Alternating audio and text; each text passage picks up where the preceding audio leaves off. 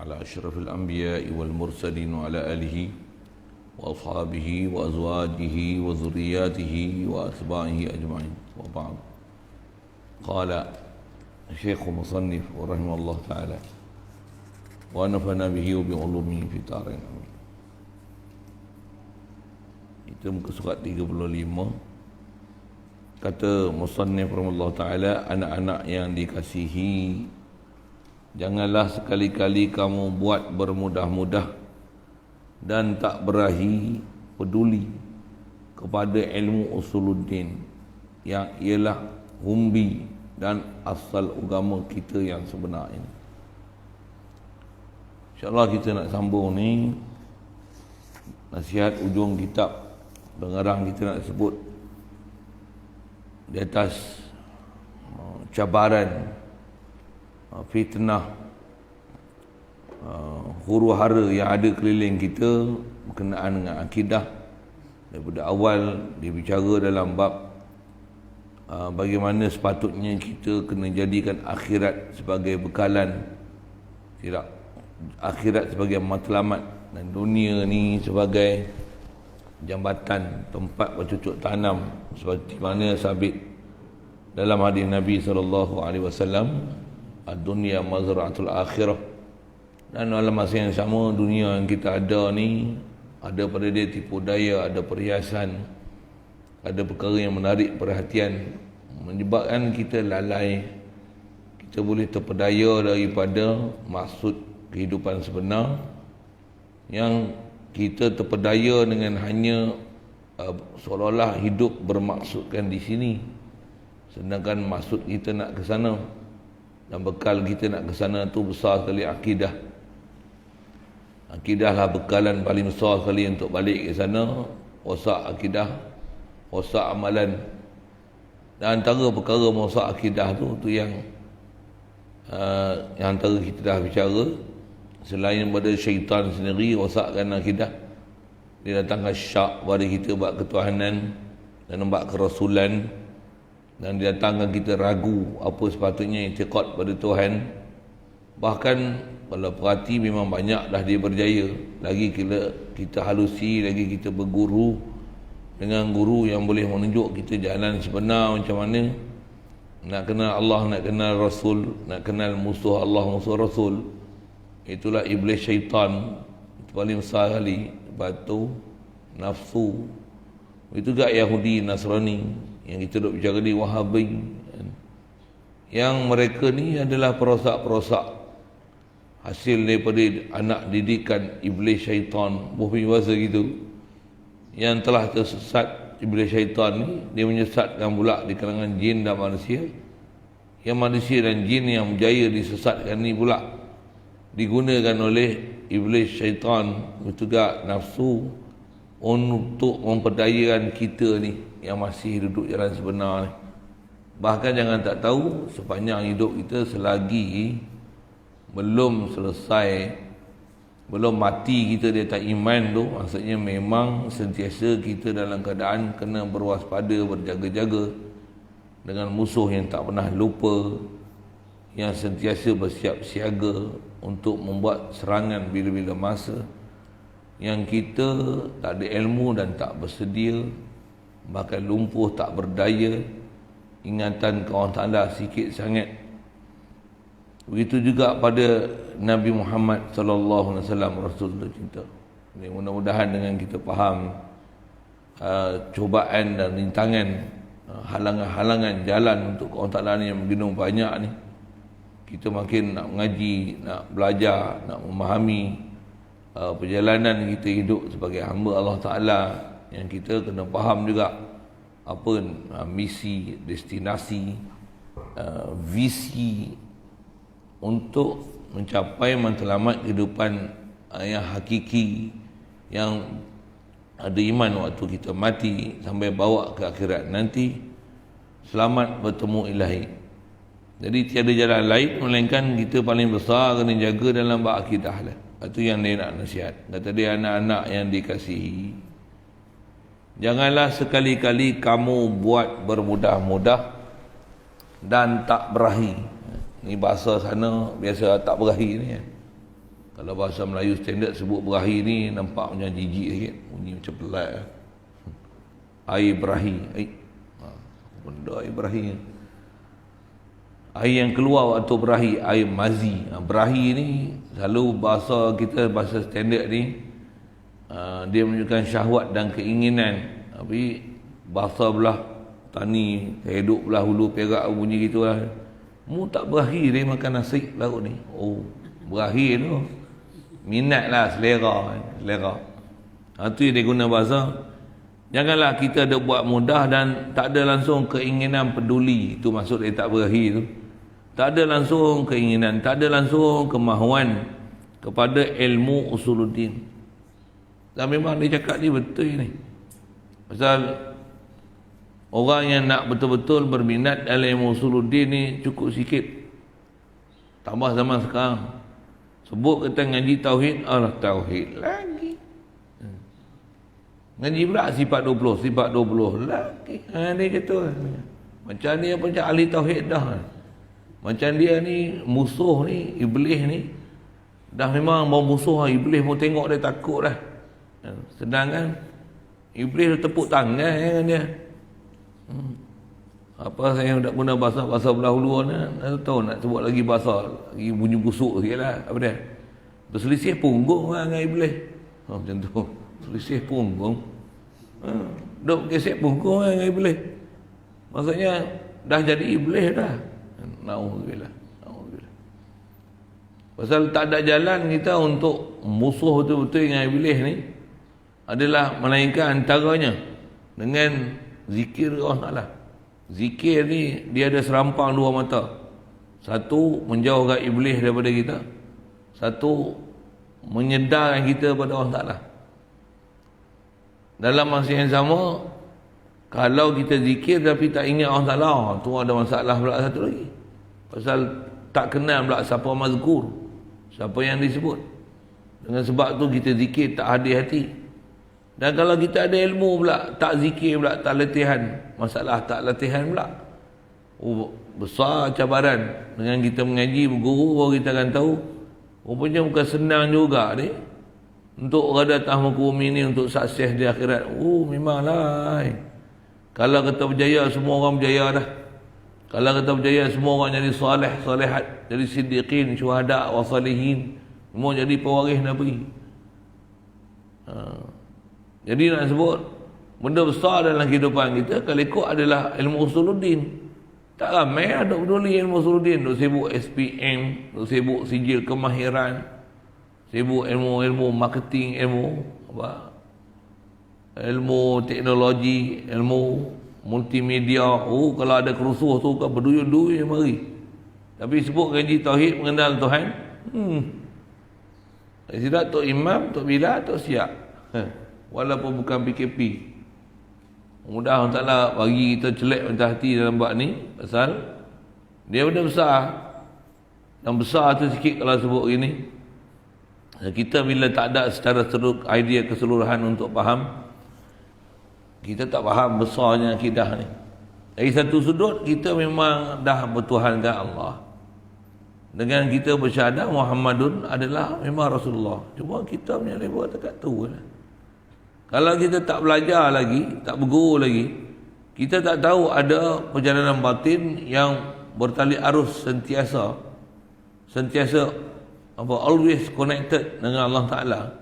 Hati ni istilahnya tak putus-putus zikir dengan Allah Ta'ala, dengan tanzih dengan Allah Ta'ala, tauhid dengan Allah Ta'ala, tanzih dengan Allah Ta'ala, dan ada yang sampai tahap tajalli pada Allah Ta'ala. Maksudnya hadir sungguh di hati ya. Tak ada apa yang dia buat melainkan dia akan merasa Allah sedang perhati. Perhati pula bukan perhati dengan mata. Pasal Allah bukan perhati dengan mata. Pula tu faham perhati dia yang Allah bersama kita. Bersama pun bukan bersama duduk sebelah, bukan bersama macam mana umum zahir faham bersama. Maksudnya sedar yang tak ada apa yang kita buat ni melainkan Allah yang taufik hidayat kita untuk taat. Dan nak taat tu pun dia yang beri kedekat kat kita. La haula wala quwata illa billah. Ni perjalanan hidup nak kena latih hari-hari. Walaupun apa saja aktiviti, tapi dengan mentauhidkan ilahi, masa yang sama tak tinggal berselawat atas Nabi sallallahu alaihi wasallam. Itu yang dia kata, janganlah dia buat mudah-mudah, tak berahi, tak ada kehendak untuk peduli pada ilmu usuluddin. Yang kata dia ialah ilmu usuluddin ni humbi, tu ijaz dia lah. Humbi, teras, dia adalah asas, foundation dan asal agama kita yang sebenar. Asal kita agama boleh jadi agamanya kita, agama Islam ni la ilaha illallah. La ilaha illallah tu pun dah tak ramai orang faham maksud. Dari satu sudut terjemah memang nasyid-nasyid pun ada terjemah dah, tiada Tuhan melainkan Allah, Nabi Muhammad Rasulullah. Tapi kalau kita tak belajar dengan perguruan yang betul, kita rasa takat tu lah jadi beriman kamil lah, tunggu mati masuk syurga lah. Sedangkan bukan gitu. Sedangkan bila dia ilmu adalah ilmu usul, nak beri faham la ilaha illallah, faham tu pun makan masa dah. InsyaAllah banyak umur lepas ni kita baca kitab Umur Rahim tu, saya akan sebut dari sudut itu. Saya akan sebut dari sudut macam mana nak bawa la ilaha illallah dengan apa yang dibawa oleh imam ulama kita khasnya mengikut kaedah sifat 20, supaya kita ni betul-betul jadi orang beriman, bukan saja iman di mulut tapi iman di hati. Bukan saja iman di atas kasih pada Allah Ta'ala, tapi juga kasih pada Nabi, dan juga kasih pada segala pewaris-pewaris Nabi. Dan wajib juga atas kita kena mengenal siapa dia pewaris Nabi ni. Pasal tanpa kita faham, perjalanan-perjalanan untuk bawa agama dalam kehidupan ni bukan senang. Itu yang dia kata, janganlah ada buat mudah-mudah dan tak berahi, tak ada selangsung keinginan pada ilmu usuluddin. Yang ilmu usuluddin ni ialah humbi di asal teras, pokok dan asal dan juga teras agama kita yang sebenar. Itu pun menjaga awal kita lah. Tak ada agama sebenar melainkan Islam. Tak ada lah agama lain melainkan Islam. Bila Islam ni kena ikut apa? Kena ikut agama Nabi-Nabi dan Rasul. Bahkan agama Nabi dan Rasul yang kita dibenarkan untuk ikut hanya Nabi Muhammad SAW. Dia ada peraturan makin detail satu kena pegang dalam bab akidah tu. Sebab dia agama sebenar. Baik, jadi nasihat dia kata ngaji tauhid lah. Kalau tak bisa ngaji, duduk dengar walaupun payah. Saya kata payah tu siapa? Pasal dia ada istilah Arab sikit. Itu dia payah. Ada orang zaman nanti dia anggap payah ni bila kena berenyah sikit payah. Yang nisbah ilmu memang ada banyak benda kena berenyah. Banyak benda kena berenyah. Cuma dalam kaedah kita diajar oleh tutur ulama, bagi minat kita untuk mengaji. Bagi minat. Antara sebab minat ni apa? Kesedaran, keterbukaan hati. Memang dengan kerelaan. Nak datang rela tu je nak.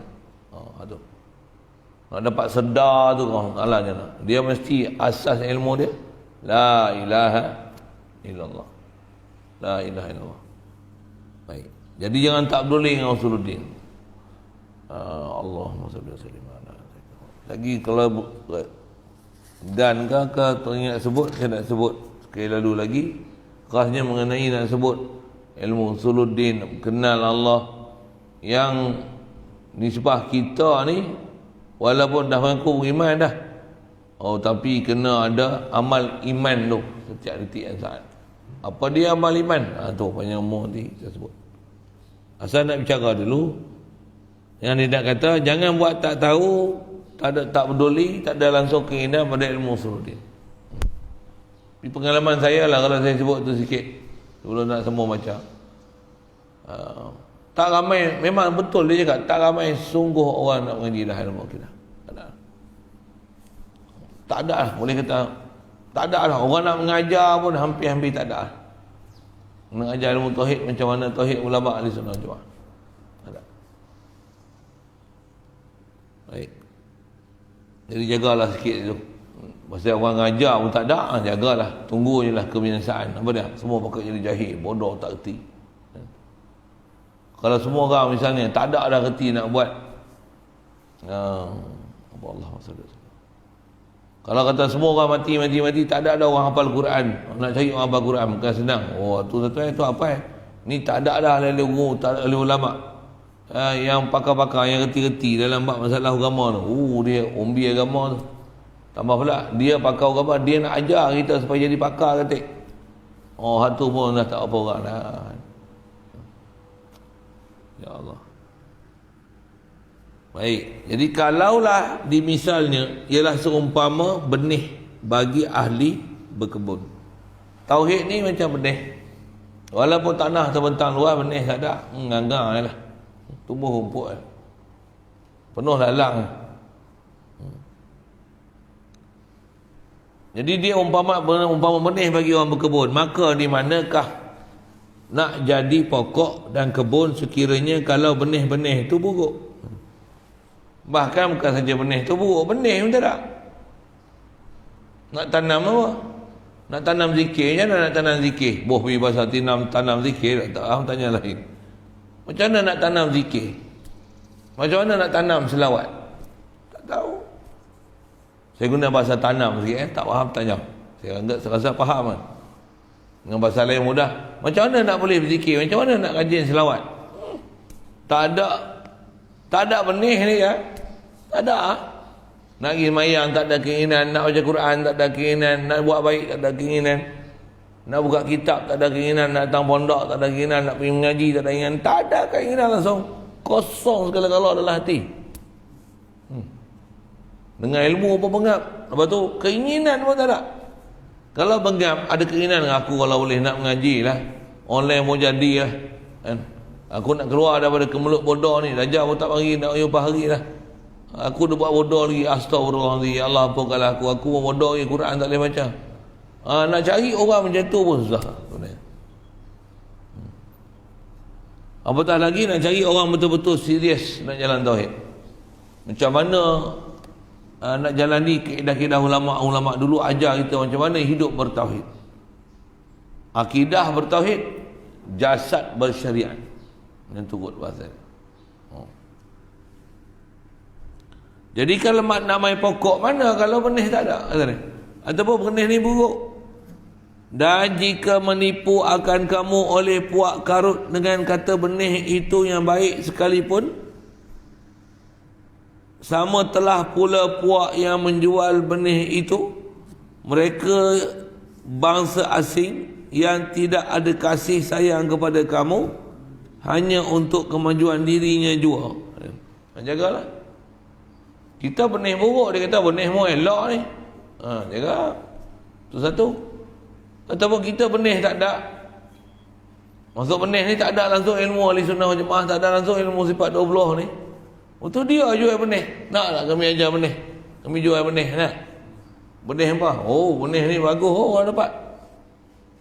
Oh, inilah benih salaf. Padahal dia benih salah. Saya ngaji untuk guna bahasa benih ni, kata dia, payah nak benih ni. Kalau kita tanam pokok durian dah tumbuh. Tanam pokok manggis dah tumbuh. Tanam pokok duri. Tanam pokok duri. Pasal benih tak betul. Mu nak tanam musangking, tanam duri sebalu. Tanam duri sebalu. Mana nak jadi musangking? Kalau semula sebalu tu banyak jadi sebalu king boleh lah. Musangking tak jadi. Buat lawak bodoh dia tu. Pasal benih tak ada. Nak ambil benih macam mana? Ada mana benih ahli sunnah wal jemaah? Itu kalau nisbah saya sebut mengaji ilmu usuluddin ni. Di mana kita cari benih ahli sunnah wal jemaah? Cari. Siapa dia tok guru yang kita belajar ambil benih ahli sunnah wal jemaah? Siapa? Kitab mana yang kita pergi tengok untuk belajar benih ahli sunnah wal jemaah? Mana? Apa ilmu dalam dada yang kita ni ialah ahli sunnah wal jemaah? Mana? Apa amal yang kita ni jadi ahli sunnah wal jemaah? Mana? Jawab. Saya dulu mula-mula nak jadi kena mengaji, kena ayat-ayat macam tu kan. Quran pun tak boleh nak baca, benih keluar otak pun. Ni kata bahasa tu. Walaupun Islam. Ilmu tauhid pun tak erti, Allah pun tak kenal. Tak tahu apa yang dipanggil muhkam, apa yang dipanggil mutasyabihat. Tak boleh faham dia panggil apa usuluddin. Usul dalam agama ni apa furu'uddin. Tak kenal. La ilaha illallah pun tak reti. Apa sifat wajib pada Allah Ta'ala tu pun tak reti. Tengok ada pula buat benih kata dia. Dia kata benih kita tak elok. Dia kata benih kita rosak. Dia kata benih ni duri semalu. Dia kata ni bukan benih durian ni. Dia kata ni duri semalu. Dia kata ni aku ni benih elok. Aku punya musangking. Tanam tumbuh pokok semalu. Hak kita musangking kita apa ya. Yang musangking apa? Ahli sunnah wal jamaah ke lah. Kita tak pergi mengaji. Tengok Tok Guru pula tua pula. Waktu baca kitab selur pula. Bermula sifat wajib bagi Allah Ta'ala ialah wujud. Selur kita buat letih dengan Tok Guru ni. Dia nak tidur dah dia orang tua. Cara orang tua lah. Kalau ngaji pula lah. Ngaji sebalik sifat 20. Ngaji sifat 20. Aku lama dah duk apa wujud kita bakwa mukhalafah ni lawan dia. Oh. Nampak je apa, faham belum tahu. Tu yang tanya, kitab mana yang kita pergi ngaji? Mana yang biasa khatam? Mana yang biasa hadam? Tok Guru mana yang kita biasa jumpa? Apa amal yang kita dah bawa untuk amal din ni? Untuk amal agama ni? Kalau kata kita ada agama sekarang, tunjuk agama kita di mana sekarang? Agama kita di mana? Jubah, Serban.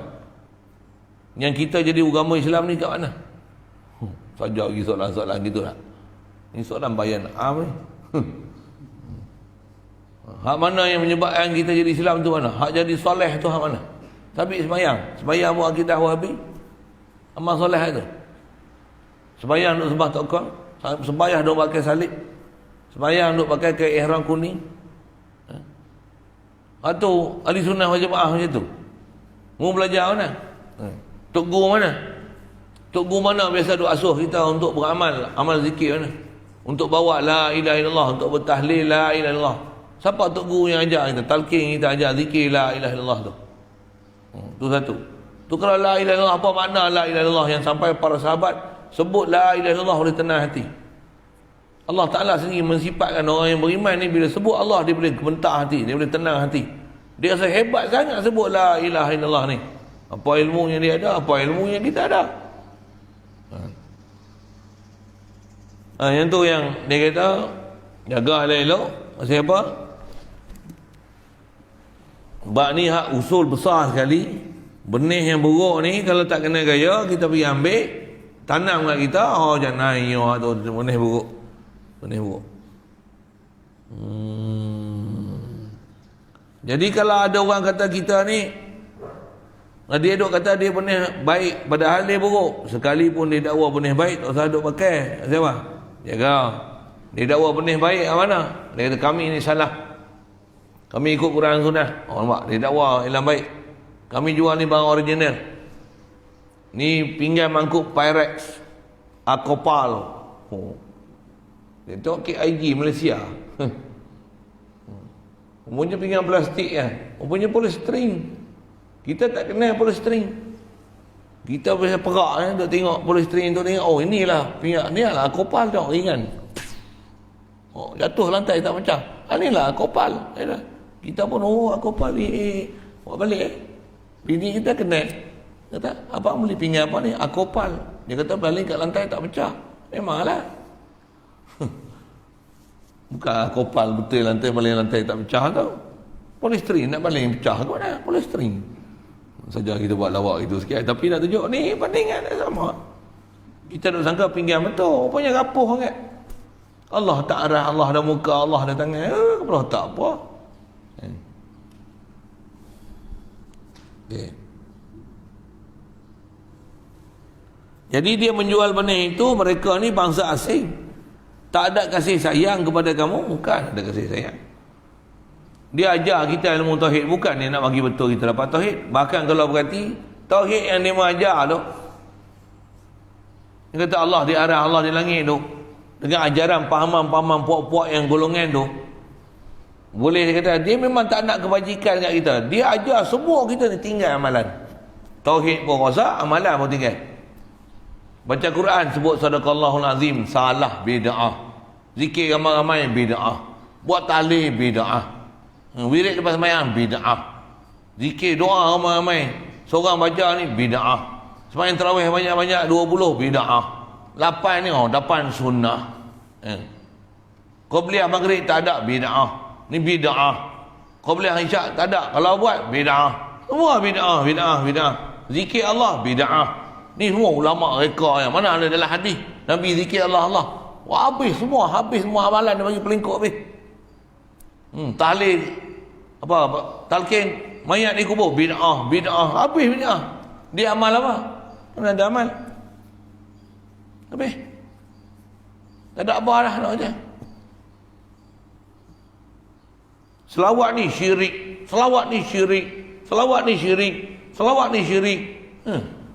Nak selawat apa? Mau syirik. Dia memang bukan nak kemajuan diri kita dalam agama. Elok pakai jubah serban, kalau boleh dia lontar buang, tinggal pakai seluar jeans, pakai t-shirt, kepiah pun tak pakai, semayang tak pakai kepiah. Siapa? Sunnah Nabi. Yang penting tutup aurat. Habis kepiah serban jubah, tak ada ciri orang Islam. Habis. Jadi macam baruah orang putih kan. Boy basah gitu.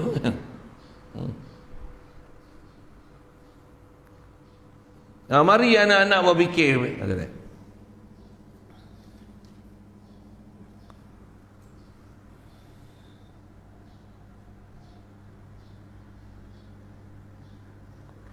Mari anak-anak berfikir pendek.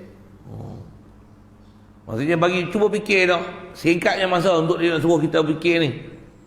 Memilih duduk pada yang mana kampung daripada 4 kampung di bawah ni. Apa punya style ni? Dia nak kata apa? Pada nak ke? Pada nak. Dia baca macam pendek. Pada nak. Mari anak-anak berfikir pada nak memilih duduk pada yang mana kampung dari 4 kampung di bawah ni. Kampung apa dia semua ni? Kampung baru apa? Ni. Pertamanya, 1. Kampung yang penduduknya beragama Islam. Kesemua orang Islam. Dan penjaga pun begitu juga. Pemerintah dia pun agama Islam. COVID-19 ke apa, masjid tak tutup. Makin banyak selawat, makin banyak zikir, makin banyak jasing. Malaysia mana ada arahan itu? Orang Islam ramai. Pemerintah orang Islam. Tapi duk pelik, tak ada arahan untuk buat kerja-kerja Islam. Dengar saya sebut, sorry ikut kasar lagi bahasa. Walaupun negeri Islam tu satu hal dah. Itu. Yang keduanya, jadi kampung tadi tu masyarakat Islam, pemimpin Islam faham tu, pemimpin Islam, masyarakat Islam yang elok lah kalau faham tu. Yang kedua, kampung yang penduduknya begitu juga. Maksudnya begitu juga tu apa? Penduduk dia orang Islam, tetapi penjaganya agama asing. Tapi pemimpin dia kafir. Pemimpin dia apa? Ngakomeng. Contohlah kan, dia pemimpin apa? Cakap tiao. Pemimpin dia siapa? Wah tak tahu. Saja kita bunyi sikit je lah kan. Maksudnya pemimpin dia kapai. Tak pun nama apa? Ramasami, Kupusami, Tapusami, Tupusami, Tapawai apa semua nama. Tak ada orang Islam tau. Terah hak Islam kita tengok pening, tambah kelah hak kapai. Boleh faham kan? 2, tu kampung kedua tu. Kampung tu, dar tu digunakan kampung. Kalau faham tu negara lah. Satu, kalau dia faham tu penting ke pemimpin yang adil ni? Pemimpin Islam ni penting ke? Tu yang sepatutnya kena ada hubungan balik antara rakyat, pemimpin, raja. Kena. Kita raja, sultan pegang agama. Bagus dah. Dipisahkan dengan rakyat. Raja dipisahkan dengan agama. Bengok habis dalam agama, tak kerti agama. Orang yang belakang ni jawab, alhamdulillah ada minat agama. Pemaisuri pun nak tulis jawi. Alhamdulillah, mujur kita. Dulu pemaisuri payah nak cari pakai tudung, ni pakai tudung labuh lah tu. Masya-Allah. Lepas tu pakai burdah lagi. Masya-Allah. Agong pun tengok pakai serban pula. Oh, Masya Allah. Baca kutubah pula tu. Hafiz pula. Macam mana? Oh, ke bagus? Tapi kalau tengok banyak dah institusi raja ni, dia bagi kemewahan, kaya raya, duit, harta, pangkat sampai Allah. Tak peduli langsung bab-bab agama. Tak peduli langsung bab-bab kebajikan rakyat. Dia pisah gitu. Saja saya syarah sikit waktu tu. Soalan ni simple Tapi kita nak macam mana ni? Ni pada kita orang Islam ni. Kita orang Islam, pemimpin orang Islam. Tapi orang Islam yang rupa macam tu. Pemimpin pula duk sibuk nak kira parti dia menang, parti dia menang, parti dia menang, parti dia menang. Duk dalam Covid ni pun pergi bahasa gitu sampai bubuh darurat sekali, padan dengan muka, melopong. Tak ada peluang nak jadi Perdana Menteri. Jadi Perdana Menteri apa? Menunggu jadi Perdana Menteri selama-lamanya. Ada seorang salah. Apa dia kan? Dua. Saja tu saya syarah sikit. Asal yang pertama, rakyat Islam, pemimpin Islam. Yang kedua, rakyat Islam, pemimpin kafir. Suku. Dua. Tiga. Kampung yang kesemuanya penduduk dia agama asing. Semua agama asing. Bukan Islam. Islam pun Islam pening. Ada Islam liberal, Islam yang Syiah, yang Wahabi, gila babi. Wahabi tu. Ya apa? Pluralisme, anti hadis. Semua Islam pening-pening semua. Semua agama asing. Tambah pula Kristian. Guys, sering pun 72 pecah. Satu je betul. Yang ikut agak kitab Injil betul-betul tu. Hak 71 lagi macam mana? Hancur habis. Macam-macam nama. Tuhan 3, Tuhan 20, Tuhan 21.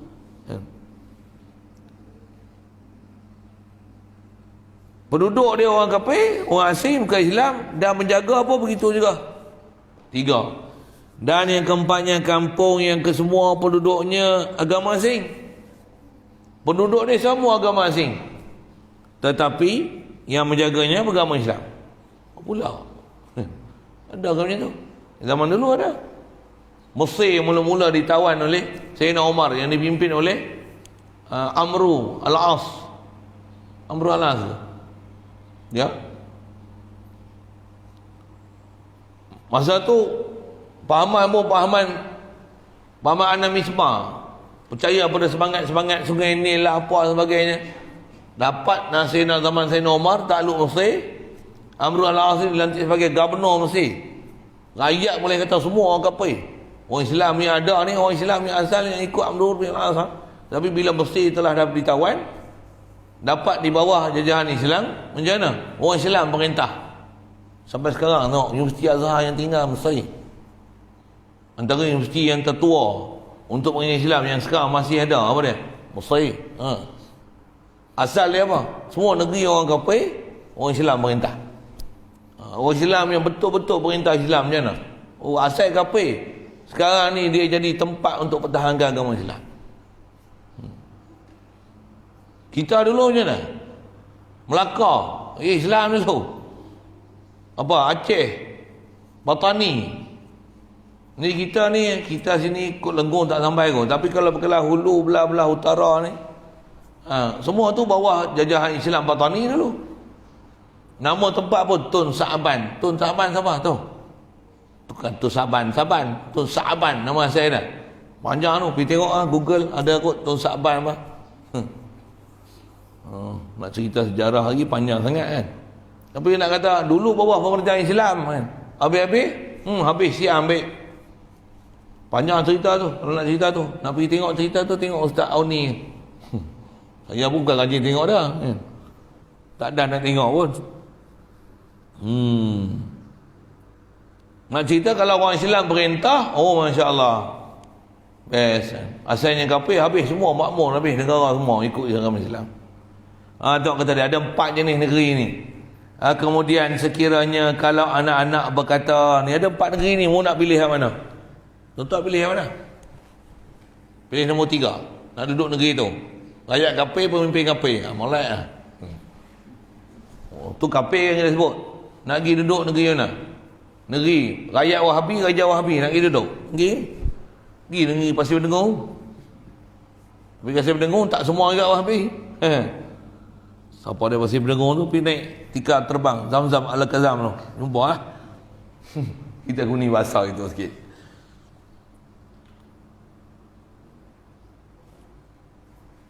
Sekiranya kalau anak-anak berkata kami suka milih akan yang pertama seboleh-bolehnya, semua orang Islam, pemimpin pun cara Islam, jaga sungguh agama Islam. Oh, tu negeri molek sekali lah. Tu yang tu kalau saya syarah lagi, syarah macam tadi lah lebih kurang kan. Kita memang majoriti kita orang Islam lagi, ada lah orang kafir.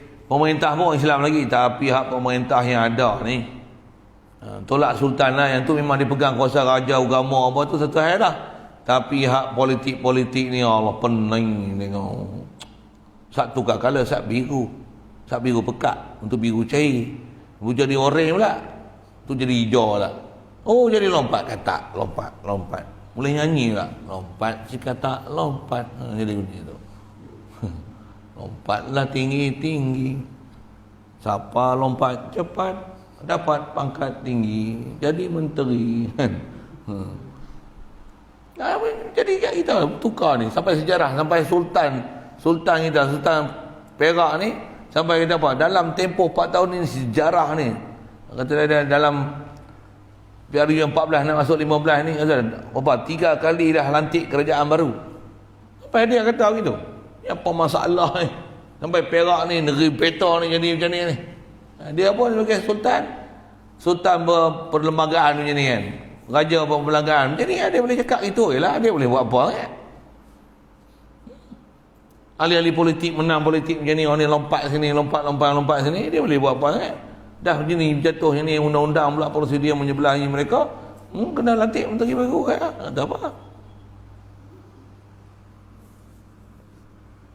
Sepatutnya kita nak ayat Islam, pemimpin Islam yang betul-betul tegak Islam. Macam mana Islam Madinah Rasulullah dulu. Kalau Islam Madinah lah ni, Mekah lah ni, pening. Tak faham pening, tanya lain.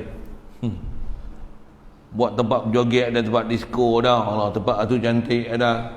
Allah, geli kembang tengkok dengan. Ni bunyi pula buat tokong pula satu. Allah, Mekah tu. Lambang pun lambang mata sebiji. Allah, kan risau kita tahu tengok.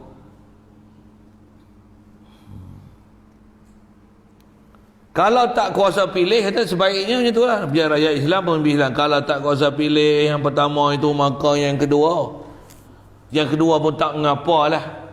Tak mana rakyat semua Islam tapi pemimpin dia kafir.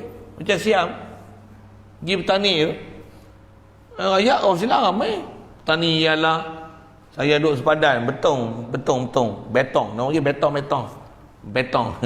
Orang Islam ramai, kapeh hulu tu orang Islam semua. Mana ada siang langsung. Hidup kampung tu rumah macam rumah kampung kita dulu, sebiji. Allah. Walaupun pemerintah dia Siam, tapi boleh jaga agama, dakwah hidup. Madrasah ada, mahatafiz ada, pondok ada. Saya kenal, biasa masuk itu kan. Kenalan orang ramai. Kalau zaman dulu memang mudah masuk, betul angkat tangan itu kan. Lah ni susah lah sikit, tambah lah ni tak boleh masuk langsung zaman dah ni. Setidaknya kita semua Islam, walaupun pemimpin kafir, tapi kita boleh hidup cara Islam. Kalau dia bagi arahan pun dia tak boleh buat apa-apa, pasal kita nak hidup cara Islam, dia tak boleh ubah kita. Pasal apa? Pasal kita punya komuniti Islam ni kuat. Kalau yang Islam tadi itu yang dia nak cerita tu, yang masyarakat Islam, pemimpin Islam kuat, dua-dua kuat, Islam rakyat kuat, pemimpin pun kuat Islam, itu paling baik lah.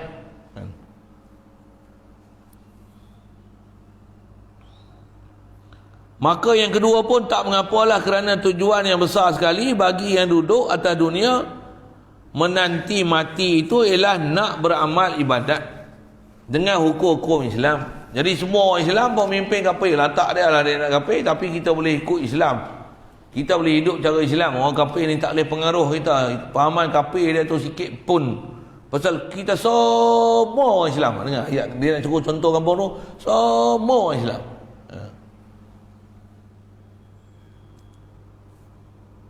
Ikut dengan hukum Islam, dengan Latah jua. Apa tu? Tulis apa? Latah apa? Yakni sementara berikhtiar. Dengan hukum Islam dengan latah jua. Latah ni maksudnya selagi boleh kot kan. Latah itu latah jua. Dengan latah jua. Maka dengan yang kedua itu seperti sekarang ini memang Tok Guru ni duduk tani Sekarang ni dia Islam, duduk belah tani belah ialah pemimpin kape dia. Pasal dia orang tani.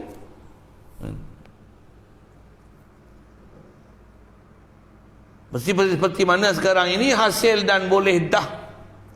Sementara itar atau cari jalan. Ikhtiar ada tak? Sementara boleh ikhtiar ataupun cari jalan bagi boleh masuk duduk dalam kampung yang pertama tu. Sementara nak bagi boleh duduk, pemimpin pun tukar jadi Islam kata. Duduk pilah kita semua Islam, pemimpin ni kafir macam Siam. Demo walaupun pemerintah Siam tapi rakyat Siam tak ikut Siam. Rakyat Islam di petani tu yang ikut-ikutlah, yang jadi Siam macam Siam pun ada kan? Yang tak sembahyang pun ada. Tapi orang yang faham, saya sebut orang Islam ni bila dia duduk negeri kafir, dia jaga agama lagi kuat daripada orang Islam duduk negeri Islam macam Malaysia. Elok saya sebut. Saya gilah belah tani satu, saya tahu komuniti Islam ni kuat, pegangan dia kuat. Pasal apa? Dia duduk ni kafir, dia akan cari semua orang Islam pakat. Kalau boleh macam mana nak bagi dia punya apa? Menteri besar, menteri apa yang berhormat. Wah, lama tak sebut, nak lupa dah. Istilah dia panggil apa? Cawat atau apa? Dia punya itulah kan, parlimen dengan Dewan Undangan Negeri dah. Lama tak sebut, lupa dah. Kalau boleh, siapa jadi wakil rakyat dia pun, dia akan bagi orang Islam jadi wakil rakyat, cakap dalam parlimen Siam, untuk jadi orang Islam ni ada suara dalam parlimen Siam. Sampai macam tu. Sampai siapa yang jadi wakil daripada orang Islam bertani ialah ni, dia ada beberapa daerah yang memang orang Islam ramai. Memang kalau pilihan raya menang, sampai orang kafir hak Siam tu terpegun dengan orang Islam kita bercakap dalam parlimen ni. Duk cerita Islam, dasar-dasar Islam. Dulu TV Siam ni lucah gila punya. Dengar saya sebut ni. Bila Menteri Siam bercakap ni, cerita norma-norma kehidupan batas-batas manusia ni sepatutnya, sampai Siam pun siapa dia walaupun kaki betina, kalau orang tahu dia kaki betina, tambah masuk dalam TV dia jadi malu besar pasal Menteri Islam bersuara dalam parlimen. Itu antara kesan-kesan orang Islam dalam parlimen Siam. Sampai TV Siam ni mana ada iklan lucah, bagus daripada iklan Malaysia lagi. Malaysia pun ada mandi pakai baju dalam, duk pakai 7 bilik air mandi buh sabun.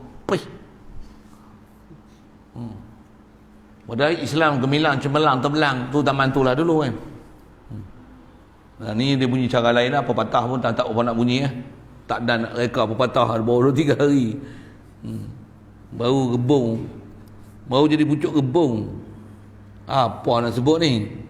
Nak sebut Siam tu dia kata terang nak boleh ada pemimpin Islam, pula tu kerja dakwah ni kuat tu. Kalau malam markah tu pergi, Masya Allah. Malam markah 10,000 biasa lah.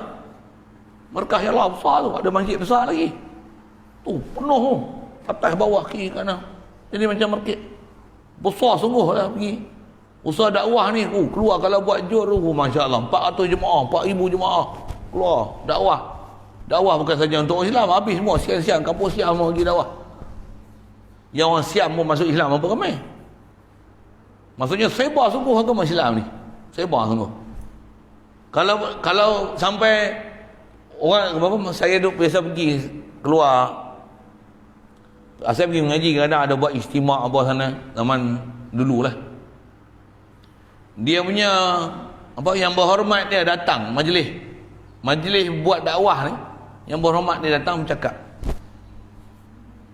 Dia rakyat dia ada yang boleh cakap Melayu, ada cakap Siam macam tu lah. Tapi dia punya menteri Siam ni cakap Cakap Siam lah. Oh perang. Saya tak apa pandai cakap Siam. Suara kap tu boleh lah. Itu perang. Tiru bunyi tu boleh lah. Dia punya bunyi gitu. Betul tak betul dekat. Saya cakap. Kau perang. Dia jenis nganga banyak mulut. Kau perang. Kau perang.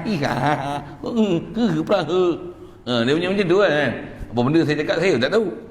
Tapi dia punya bunyi tu macam tu kan. Sekali kawan tu terjemah lah. Ujung tu cakap kata dia kagum tengok orang ramai ni selipar pun tak hilang. Dia dah boleh kumpul ramai-ramai ni tak bergaduh kelahi. Kata dia Tok Cha kami semua kelahi je dah. Oh tu. Orang kata mudah-mudahan kata dia orang buat dakwah ni semua jadi baik, boleh bangunkan masyarakat kita ni dalam negara Siam ni boleh jadi maju lagi. Betul orang tu terjemah dia kata lah macam mana menteri kata. Belakang tu dia sambung sikit dan kita doa supaya menteri ni pun dia masuk Islam katik jadi macam kita ni. Amin. Pasal apa? Duduk dalam negeri Siam, terah nak tunggu pemimpin dapat negeri Islam ni. Pakai dululah janji kita Islam walaupun pemimpin duk kafir lagi. Tu tani. Saya biasa duduk situ. Satu saya tahu. Duduk saya pun tak lama lah. Tapi saya duduk suasana tu jaga tengok. Masya-Allah. Seronok duduk sana. Main Malaysia ke? Hudud tak boleh, ni tak boleh. Kelahi kan. Ni nak menang. Ni jadi menteri. Kelahi nak buat orang kang. Ni buat parik. Ni musuh. Pai peningnya. Ada orang Islam tu. Ada bagus dengan Siam ni. Masyarakat Siam tu bukan dia punya Siam tu. Orang Islam tu.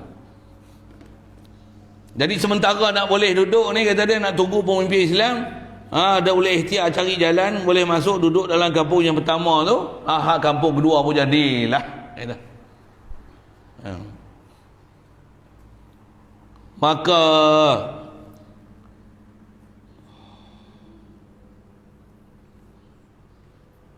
apa tu? Ayahanda pun jawab adalah kenampakan dan pilihan anak-anak bapa telah bersetuju, tetapi di sini bapa sangat-sangat muskil. Okey. Jadi dia kata ayahanda pun jawab. Jadi kalau mau pilih hak satu nombor dua tu okeylah. Kata ayahanda setujulah. Pasal kan dia kata dia disebabkan hak lain anak-anak. Jadi dia ayahanda dia pak lah. Tapi di sisi bapa ni kata kalau dia sebagai bapa sangat-sangat muskil bersabit dengan beberapa banyak penduduk kita sekarang ni yang mengajak dan pimpin anak-anak dan sahabat-sahabat dan lainnya kepada berhadap memilih akan kampung yang ketiga. Bengap sungguh. Rakyat pun kalau boleh bagi jadi orang kafir penuh, habis semua masuk Cina apa. Cina masuk tak keluar. India masuk tak keluar. India kafir pula tu. Waktu pemimpin hak Islam pergi kawan dengan DAP. Bengong tu. Gua bengong nak kata apa lagi. Dah hello dah orang Islam ramai. Waktu ikat pun tak boleh beranak lah. Beranak pun 1, 2, 2 makan perancah. Habis. Hak Cina bagian bagi anak ramai. Tak kata apa pun. Masuk pula jadi rakyat Malaysia bagi IC free. Tu hak kena rasuah tu. Kalau boleh nak bagi macam nak bagi di negeri kafir. Tanah pun jual orang kafir habis. Ambil tanah ni jual kat kafir je orang kafir. Bagi Cina.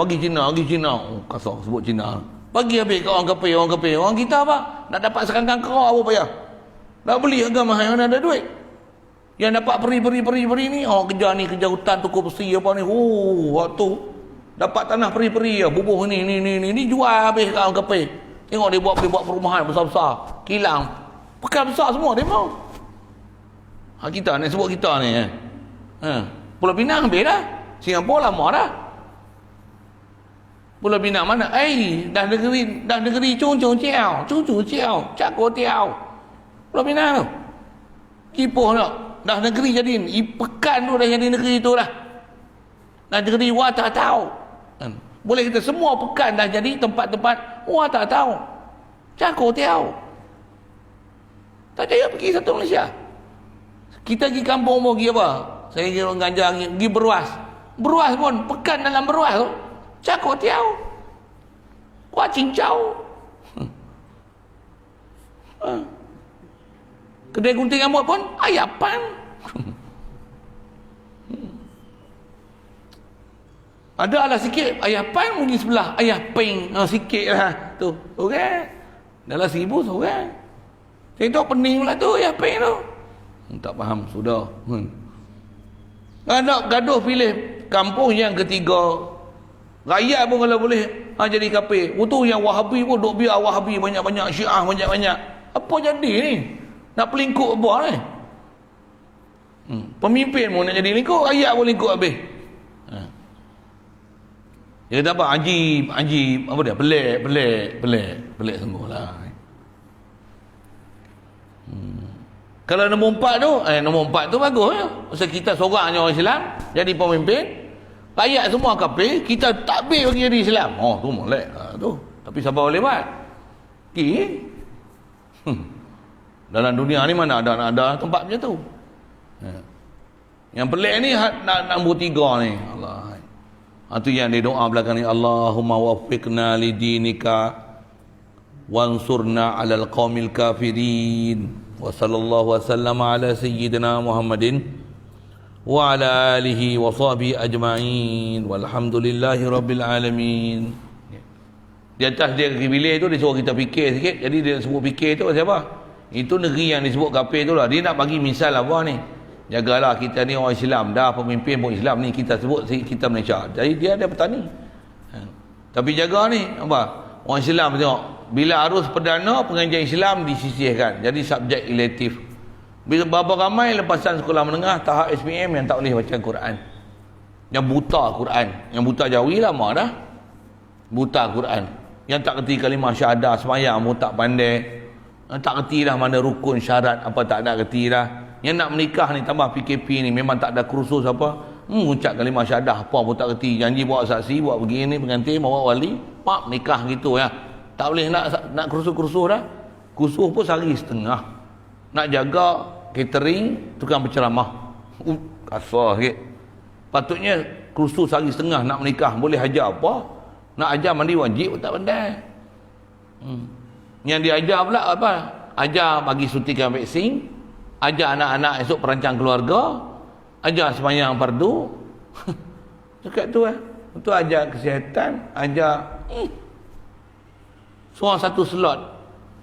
Kesihatan satu slot, keluarga satu slot, motivasi satu slot, agama satu slot, makan, sengih menikah. Apa tu? Sepatutnya macam mana? Yang sekolah kebangsaan ni macam mana? Oh, rendah 6 tahun, ni menengah 5 tahun, 11 tahun. Oh, habis itu ya. Habis PM mengong. Quran pun tak kerti baca. Tak ada seorang pun orang yang sebab sekolah kebangsaan dia pandai baca Quran. Tak ada. Saya biasa tanya lah. Bukan tanya budak-budak. Bukan silap. Bukan tanya orang tua. Budak-budak saja. Pergi masuk sekolah. Pergi sarjana. Tempat-tempat saya pergi tu. Tempat memang budak-budak cerdik. Saya kata cuba angkat tangan. Siapa dia yang pandai baca Quran ni, hampa boleh masuk Izzuddin, boleh masuk Takyah, masuk Sarjana ni, sekolah-sekolah yang masyhur Perak ni. Dia pandai baca Quran sebab masuk sekolah kebangsaan. Kan? Orang tak nak. Betul tak saya kata kalau pandai baca Quran ni sebab di rumah? Betul. Budak-budak tu lebih layan. Dia tak sangat bodoh tu. Nak. Cuba angkat. Seorang yang memang dia pandai duduk sekolah kebangsaan daripada darjah 1 sampai darjah 6, dia pandai baca Quran daripada kelas 1 sampai kelas 6 boleh baca Quran, tahu semua hukum tajwid dengan sebab masuk sekolah kebangsaan. Cuba angkat tangan. Saya bagi RM10. Allah. Ada seorang pun. Jadi maksudnya pendidikan kebangsaan gagal melahirkan orang boleh baca Quran. Sabit mak bapak hantar pergi mengaji kat rumah-rumah. Betul ya? Hang pandai kat sekolah kebangsaan dulu. Pandai baca Quran sekolah kebangsaan. Kau tak pandai baca Quran lagi? Tak pandai baca Quran lagi? Pandai. Sampai sekolah kebangsaan kau mana? Kat rumah? Pandai baca Quran? Tambi. Tambi. Tak jago nak tambi. Sekolah kebangsaan. Sekolah kebangsaan tu hang pandai baca Quran macam tu. Oh, tak. Tak ke? Siapa? Angkat tangan? Tak ke? Hang baca Quran mana kat rumah tak pandai kan? Kalau sabit lagi, yang mana tak kat rumah mak bapak tak ambil penting baca Quran, habis. Ingat. Memang bingung. Yang tu yang Kita Islam, pemerintah Islam. Kita punya kebolehan yang ada dalam negara kita untuk takbir cara Islam tu telah diabaikan. Telah diperbodohkan. Telah disisiakan. Malang semua lah. Patutnya tu accept tu. Sepatutnya anak-anak kafir ni, sekolah Cina ni, tak ada seorang pun pergi sekolah Cina. Semua sekolah kebangsaan. Dan Cina masuk sekolah kebangsaan, bila dia balik, tak ada sekop. Tak ada seorang pun jadi kafir. Semua jadi Islam. Ni terbalik. Orang Islam masuk sekolah kebangsaan, seorang tak boleh baca Quran. Cina bagi sekolah Cina. Tamil bagi sekolah Tamil. Yang Melayu masuk sekolah Melayu, tapi seorang tak boleh baca Quran dengan sebab pergi sekolah Melayu. Nak bayar lah. Apa jadi dah ni? Tu dia doa sikit lah. Kita pun kena doa sama. Lepas tu, ulama-ulama kita yang tu yang masih mempertahankan sistem kebangsaan, sistem pondok tu. Pondok lah. Yang ada tahan sikit pun kafah. Dulu mana ada, zaman saya tak ada kafah-kafah. Mana ada kafah. Belakang ni, tu pun, kalau zaman ni saya kafah, saya kata apa? Pelajaran yang disusun bagus, tapi otak budak tu tak cukup. Sepatutnya pelajaran sekolah kafah tu dia kena buat pergi sekolah menengah. Kalau saya kata gitu. Sekolah kafah tu. Patutnya sekolah menengah aja tu. Tengok jam pukul berapa hak ni. Ui, susah oh. Budak-budak tu Quran tak apa nak pandai, nak baca ba. Yang mana mak bapak memang berhati baca Quran apa memang tak ada heran lah. Kecil-kecil pun dah hafal Quran lah. Saya anak-anak saya akan masuk sekolah kebangsaan, semua jadi wakil sekolah. Ngafal Quran, juzuk amma pun. Daripada kecil tu dengar kak dia baca, mak dia baca, bapak dia baca. Juzuk amma ni tak payah hafal pun dia hafal lah. Kadang-kadang nak masuk pertandingan pun, nak masuk pertandingan juzuk amma tu dia. Pasal bila hafal? Dia dengar, boleh baca, try tak? Amma itu selalu, boleh baca apa ya? Kita tak pernah tengok ngapai pun, tak payah suruh pun. Tapi apa dah? Dia nak dengar kakak baca dulu lagi. Sabit dengar kakak dia baca lah. Apa dah dalam rumah? Apa nak sebut ni? Ni bala kat kita ni. Allah. Akak kita sedih sikit tu lah. Negeri Islam dah, pemimpin Islam dah, tapi kita mencuaikan peluang Islam yang ada. Tambah kalau tengok peruntukan undang-undang ni, tambah dalam peringkat parlimen ni. Kalau ikut kita parlimen, ahli parlimen tu satu hal kan. Dia sepatutnya parlimen ni dia tak kuasa agung, dia boleh melantik wakil agama berapa orang. Saya tengok semua ada berapa jumlah dia. Dia boleh lantik ahli akademik berapa orang, ahli perundangan berapa orang, ahli ekonomi berapa orang. Macam mana dia lantik menteri agama tu jadi menteri agama tu? Dia bukan ahli parlimen, tapi boleh lantik jadi menteri. Macam apa? Pasal memang boleh, kuasa parlimen ada hak tu. Perdana Menteri dengan Musyawarah Agung dia boleh buat keputusan nak lantik orang-orang tertentu macam ni untuk membangunkan kerajaan, untuk mantapkan perjalanan. Pasal yang lantik jadi menteri-menteri ni kebanyakan bukan semua orang ada profesional. Lantik ni ketua doktor untuk kesihatan, yang ni untuk apa, untuk pertanian, ni apa, yang ni orang-orang berjaya ni, orang yang handal-handal, yang pakar-pakar ni, tapi tak pertandingan jadi, tak bertanding jadi member of parliament. Yang ni panggil sepatutnya jadi untuk jadi alul hilli wa aqdi, untuk mentadbir Malaysia ni. Tambah yang tok guru, yang agama, ulama-ulama ni, mana riba tak riba, nak hapuskan riba ni macam mana, sistem kewangan Islam macam mana. Bukan takat bank yang ada hak riba kedepek sikit islami bukan macam tu. Habis-habis tengok daging 1,500 tan masuk Malaysia, tu masa tangkap boleh masuk daging kangaroo. Malaysia bukan peternak lembu, peternak babi paling besar. Ekspor satu Asia Tenggara kita pembekal. Tapi pemerintah Islam, rakyat Islam pembekal babi. Siam beli babi Malaysia dah. Malaysia beli lembu Thailand. Tak dengar saya sebut. Saya duduk sepadan, saya tahu. Malaysia, Thailand beli babi Malaysia. Babi hutan ada, babi merah pun ada. Lalu ke Lahulu, saya tahu lah. Kau orang custom ramai. Lalu ke Lahulu. Babi, Siam beli babi Malaysia. Malaysia beli lembu Thailand. Kelakar. Lawak besar tu. Itulah. Ini keadaan ni dah. Fikirlah sikit. Gunakanlah kepala otak kita. Macam mana nak selesai? Ni isu agama suku. Tu isu kepimpinan suku. Jadi kena bangun balik agama. Nak bangun balik agama tak ada jalan arah lain dah. Hak demo tak nak tu satu hal. Kita tetap kena bangun. Kena bina komuniti kita. Tu yang buat pondok, buat madrasah, apa-apa mana yang boleh. Tu pun dah tak ada orang lah nak boleh. Nak bangun, nak buat madrasah. Zaman lah ni pula, ramai yang pakat nak wakaf tanah buat madrasah. Apa dia? Tok guru tak ada. Ustaz tak ada. Kalau tahfiz pun ngampai Quran je. Tapi dia nak ajar agama, dia tak tahu nak ajar apa. Dia boleh ngampai Quran. Tapi dia nak ajar apa? Nak didik pergi mana? Nak bawa pergi mana? Dia tak tahu nak bawa pergi mana. Boleh ngampai Quran ke? Zahdi dah tu. Ya Allah. Allah marhamna jami'an. Doa dia ujung ni kata dia, Allahumma waffiqna li dinika wansurna 'alal qaumil kafirin. Ya Allah, taufikkan kami li dinika untuk agama kamu. Bagi kita dapat betul-betul untuk agama Islam. Agama Islam ni maksudnya Allah Rabbi. Allah maksud. Allah adalah cita-cita hidup kita. Allahu ghayatuna. Allah ni mentelamat hidup kita. La ilaha illallah. Kafa billahi syahida. Kafa billahi hasiba. Cukup Allah Ta'ala dia pandang kita, dia tengok kita. Kalau ada masalah pun, Allah maghfirni ma syi'ta. Ya Allah, peliharalah apa yang kamu kendaki. Ya Allah, peliharalah kami.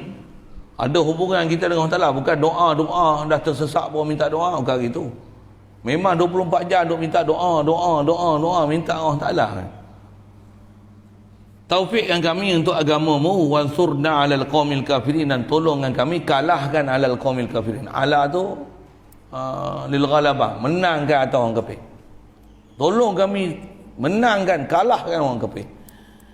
Sama ada kafir tu memang kafir hakiki ataupun memang dia punya itikad ni jadi kafir yang terhalang daripada melihat Allah Ta'ala, memandang agama Islam ni agama terbaik. Orang yang kufur menjadi, mudah-mudahan Allah Ta'ala tolong kita untuk menangkan kata pokok yang kufur menjadi. Wassallallahu wasallam ala sayyidina. Mudah-mudahan kata dia Allah Ta'ala memberikan selawat dan memberikan kesejahteraan ala sayyidina, kata Nabi kita, penghulu kita Muhammad sallallahu alaihi wasallam, wa ala alihi, dan mudah-mudahan berikan juga selawat salam atas keluarga dia, keluarga Nabi, wa sahbihi, dan para sahabat Nabi sallallahu alaihi wasallam. Isyarat macam mana kita bicara awal kita akidah Islam ni, Allah, Rasul, antara orang yang mulia dalam agama kita, ahli bait Nabi sallallahu alaihi wasallam, yang kedua para sahabat. Tak suka sahabat, Syiah, jaga Syiah. Tak suka keluarga Nabi, Wahabi. Ya. Walhamdulillahirabbil alamin. Pujian tu hanya selayaknya untuk Allah, ya Allah, yang takbir sekalian alam. Kita ni adalah hasil daripada takbiran Allah SWT. Puji untuk dia. Tu pun kena mengaji suku. Mudah-mudahan Allah Ta'ala jadikan kita makin lubang untuk mengaji. Alhamdulillah dapat kita hujung baca kitab ni. Kita selesai himpun risalah ni petang hari Khamis 18 Zulqa'dah Hijrah 1409 Hijriah. Ini 11 tahun ya kitab ni. Dekat 40 tahun. Ha? 40 lebih. Oh 1409. Oh ingat ke 2009, sorry. Ingat 2009, sorry. Awak tengok nombor lain ni. 1409 ingat 2009. Astagfirullah.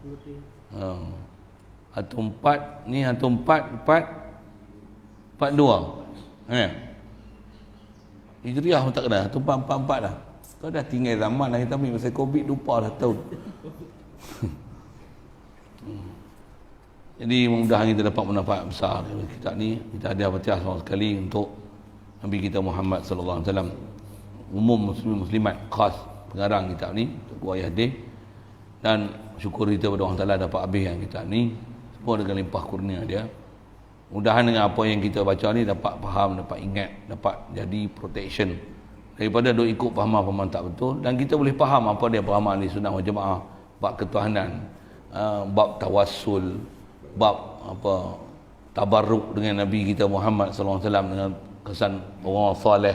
Apa yang sepatutnya dalam agama ni kita faham betul tepat, jauhkan daripada fahaman-fahaman yang salah, tambah benda-benda yang menyebabkan menyeleweng daripada tunjuk ajar ulama-ulama dulu. Kita berpegang elok-elok dengan siapa dia, mazhab yang dipanggil mazhab mu'tabar, ulama mujtahidin, Imam Syafi'i, Hanafi, Maliki, Hambali, supaya kita punya perjalanan ni betul ikut-ikut orang-orang yang ditunjuk orang yang betul-betul dapat hidayat daripada Allah Ta'ala, dan kita benar-benar berpegang dengan mereka. Dan Nabi pun pesan addu alaiha bin nawajih, berpegang dengan gigi geraham tu, insya-Allah.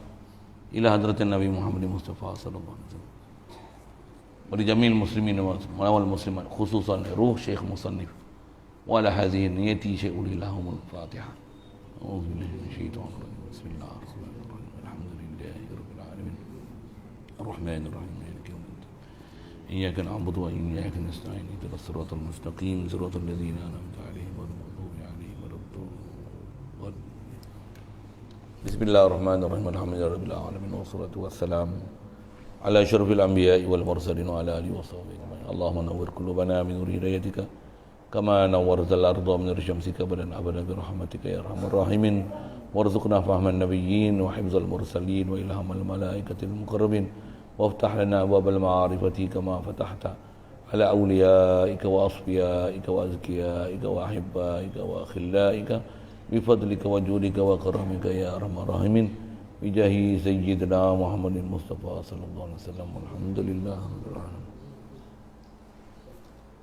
اللهم صل أفضل صلاة على أسعد مخلوقاتك سيدنا محمد وعلى آله وصحبه وسلم عدد معلوماتك ومداد كلماتك كلما ذكرك الذاكرون وغفل عن ذكرك الغافلون.